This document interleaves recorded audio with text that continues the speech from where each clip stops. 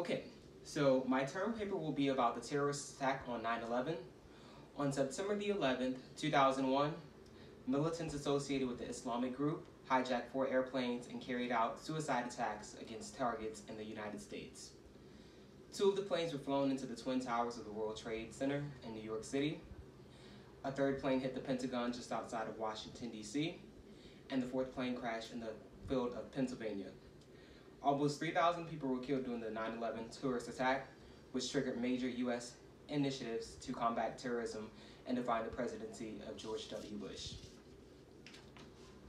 On September the 11th, 2001 at 8:45 a.m. on a clear Tuesday morning, an American airline loaded with 20,000 gallons of fuel jet crashed into the North Tower of the World Trade Center in New York City. The impact left a gaping, burning hole near the 80th floor of a 110-story skyscraper, instantly killing hundreds of people and trapping hundreds more in the floors above. As the evacuation of the tower and its twin got underway, television cameras broadcasted live images of what initially appeared to be a freak accident. Then 18 minutes after the first plane hit, a second Boeing 767 United Air flight appeared out of the sky, turned sharply toward the World Trade Center, and sliced into the South Tower near the 60th floor. The collision caused a massive explosion that showered burning debris all over buildings and onto the streets below. It immediately became clear that America was under attack. To describe the attackers were Islamic terrorists from Saudi Arabia and several other Arab nations. Reportedly financed by the terrorist organization of the Soviet fugitive Osama bin Laden, they were allegedly acting in retaliation of America's support of Israel and its involvement in the Persian Gulf War. Some of the terrorists had lived in the United States for more than 1 year and had taken flying lessons at American commercial flight schools. Others had dipped into the community in months before September the 11th and acted as a muscle in this operation. The 19 terrorists easily smuggled box cutters and knives to the security at the 3 East Coast airports and boarded 4 early flights earlier that morning in California. They were chosen because the planes were loaded with fuel for the long transcontinental journey. Soon after takeoff, the terrorists commanded that the 4 planes took off and took control, transforming ordinary passenger jets into guided missiles. Airline Flight 77 circled over downtown Washington, D.C. before crashing to the west side of the Pentagon military.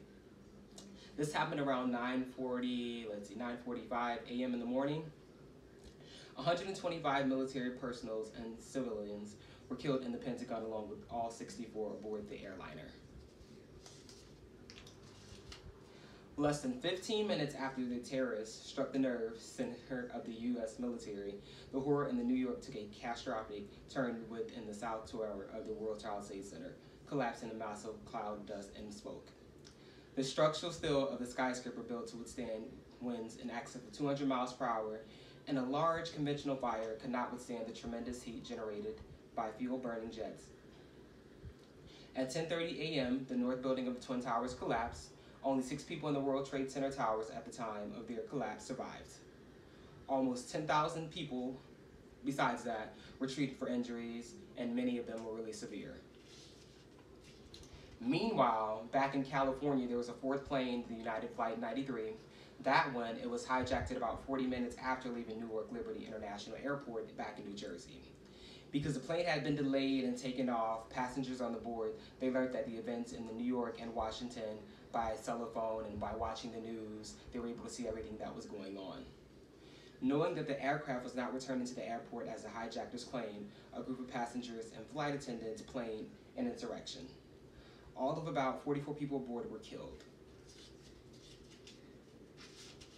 Around 7 p.m., George W. Bush, who was in Florida at the time of the attacks and had spent the day being shuttled around the country because of security concerns, returned back to the White House. At 9 p.m., he delivered a televised address from the Oval Office declaring that terrorist attacks can shake the foundations of our biggest buildings, but they cannot touch the foundation of America. These acts shattered steel, but they cannot shatter the steel Americans dissolve. Osama bin Laden, the mastermind behind the September the 11th 9/11 attack, remained at large until May 2nd, 2011, when he was finally tracked down and killed by the U.S. forces at a hideout back in Pakistan.